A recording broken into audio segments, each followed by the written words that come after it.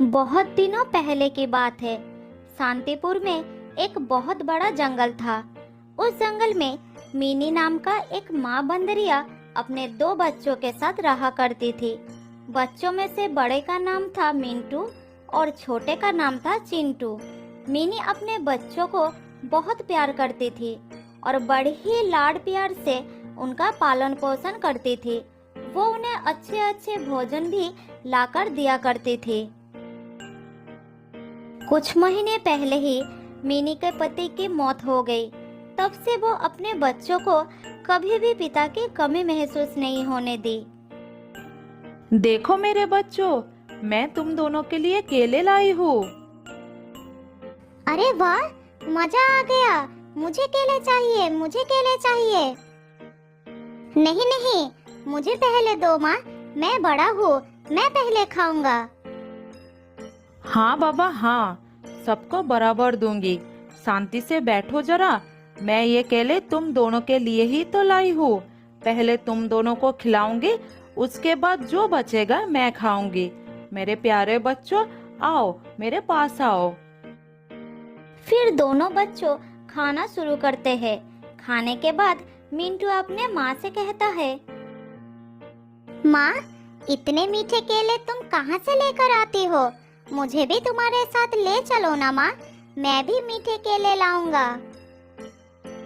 मेरे प्यारे बच्चों, तुम लोग जब बड़े होकर पेड़ पर छलांग लगाने के काबिल हो जाओगे, तब मैं तुम दोनों को सारे ठिकाने दिखा दूंगी। अब तुम दोनों बहुत छोटे हो, घर में ही रहा करो, बाहर बहुत खतरा है। अच्छा माँ, ठीक है, तुम जैसा कहोगे हम वही मानकर चलेंगे माँ। मैं तो बिल्कुल बाहर नहीं जाऊंगा माँ, बाहर बहुत खतरा है। तुम मुझे खाना लेकर दोगे और मैं बैठे बैठे खाऊंगा। लेकिन मेरे बच्चे, मैं तो हमेशा जीवित नहीं रहूंगी। मेरी भी तो उम्र हो रही है। बड़े होने के साथ साथ तुम दोनों को जंगल के सब कुछ सीख लेना होगा, नहीं तो मैं जब नहीं रहूंगी तब मुसीबत में पड़ जाओगे। नहीं माँ, तुम्हें कुछ नहीं होगा।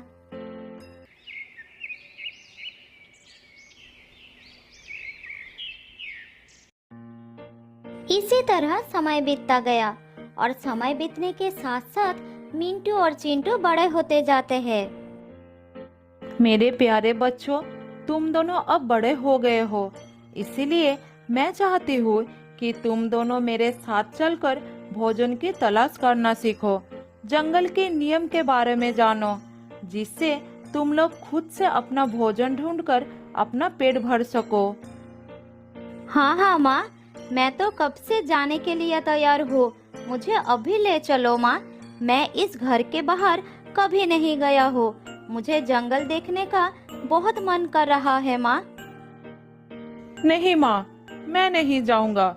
मेरी तबीयत ठीक नहीं लग रही है, तुम दोनों जाओ। अच्छा अच्छा ठीक है, कोई बात नहीं, मैं तुम्हारे लिए भोजन लाऊंगी। फिर माँ बेटे भोजन लाने के लिए जंगल की तरफ चले जाते हैं और चिंटू घर में बैठकर आराम करने लगते हैं। इसी तरह कुछ और दिन बीत जाता है। चिंटू को इसी तरह बिना हाथ पैर चलाए भोजन मिलने लगा, जिससे वो और भी आलसी हो गया। बाद में जब उसकी माँ उसे जंगल में जाने के लिए कहती थी, तो वो कुछ न कुछ बहाना बना देता था। बेटा चिंटू, क्या आज तुम मेरे साथ चलोगे? ऐसे बैठे रहने से कुछ नहीं होगा, तुम्हें भी तो खाना ढूंढना सीखना होगा। नहीं माँ, मेरे पैरों में बहुत दर्द हो रहा है, और फिर जंगल से भोजन लेकर आना, इसमें कौन सी बड़ी बात है? तुम मुझे फालतू में परेशान कर रही हो। अच्छा ठीक है, तुम आराम करो, मैं खाना लेकर आती हूँ। मिनी को ये बात समझ में आ जाती है कि चिंटू की आदत बिगड़ गई है। वो आलसी हो गया है। अगर वो अभी भी नहीं सुधरा तो उसे एक दिन बहुत बुरे वक्त का सामना करना पड़ सकता है। इसी तरह मिनी उसके भविष्य को लेकर चिंतित हो जाती है।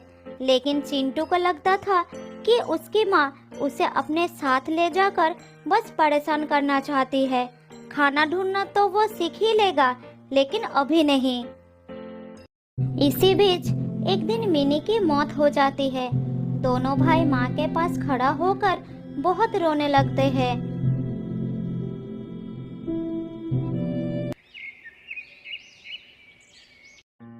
अगले दिन मिंटू अपने भाई को कहता है, देखो भाई, अब हमारी माँ नहीं रही, अब हमें खुद से सारा काम करना पड़ेगा।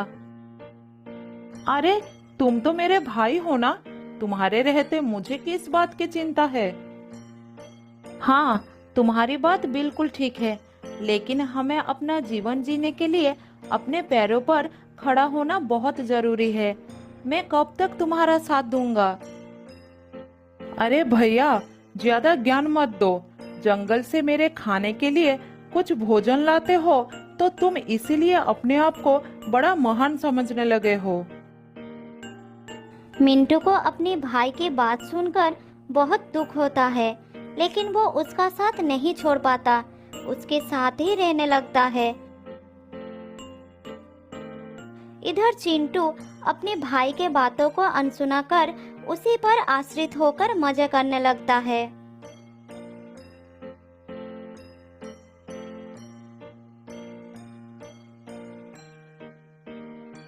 अरे चिंटू, कहाँ हो? ये देखो, आज मैं तुम्हारे लिए आम लेकर आया हूँ।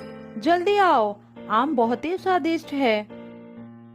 फिर चिंटू अपने भाई के पास आकर आम खाने लगता है। इसी तरह दिन बीतता गया।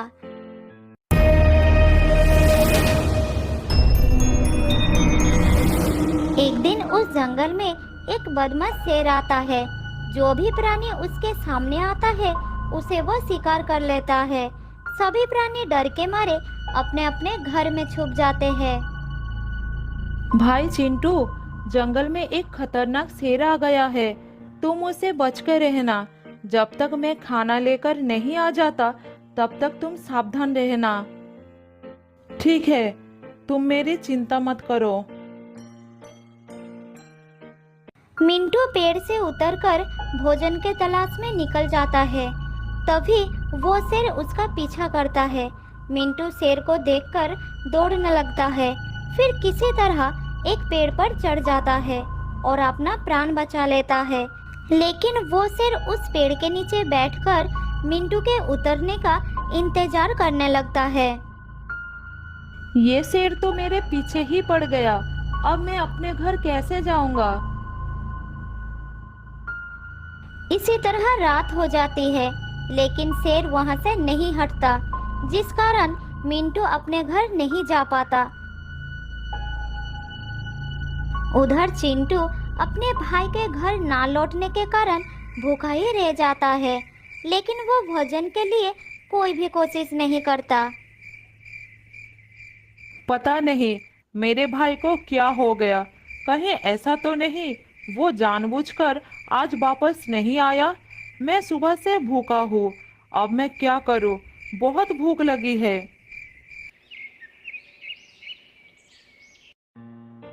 चिंटू पूरी रात ही भूखा रहता है।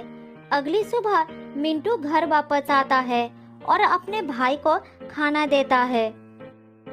भैया, तुम्हारी वजह से मुझे पूरी रात भूखा ही रहना पड़ा। तुम तो भूखे रहे, मेरी तो जान ही खतरे में थी। अच्छा, ऐसा क्या हुआ तुम्हारे साथ? मिंटू अपने भाई को सारी बात बताता है। फिर उसे कहता है, इसीलिए तो कहता हूँ तुम खुद से कुछ काम कर लिया करो, जिससे जरूरत पड़ने पर बुरे समय का सामना कर सको। अच्छा, ठीक है ठीक है। इसी तरह समय बीतने लगता है। कुछ दिनों में बारिश का मौसम भी आ जाता है और तेजी से बारिश शुरू हो जाती है।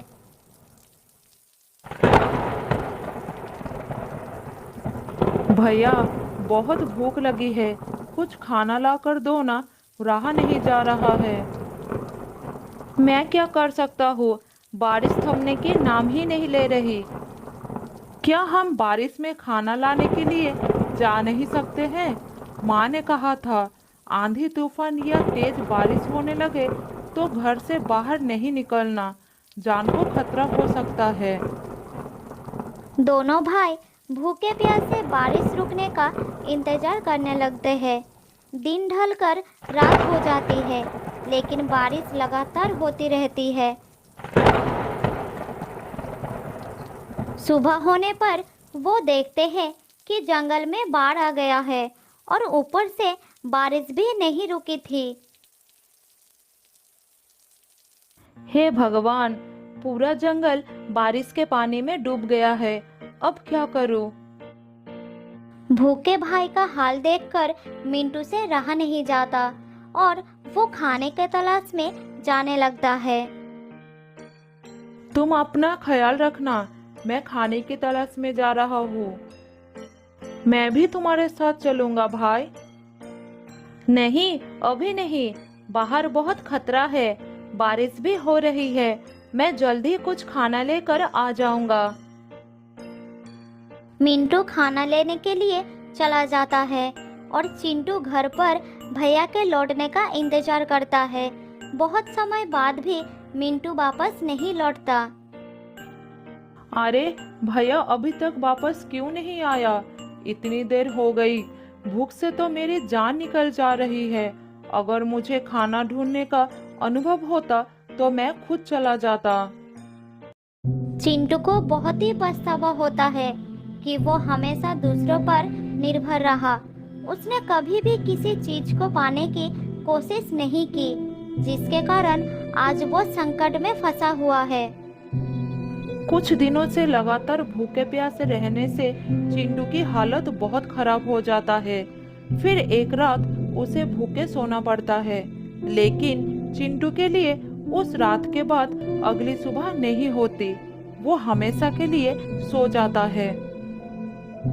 तो दोस्तों, इस कहानी से हमें ये सीखने को मिलता है कि हमें कभी भी दूसरों पर आश्रित नहीं रहना चाहिए।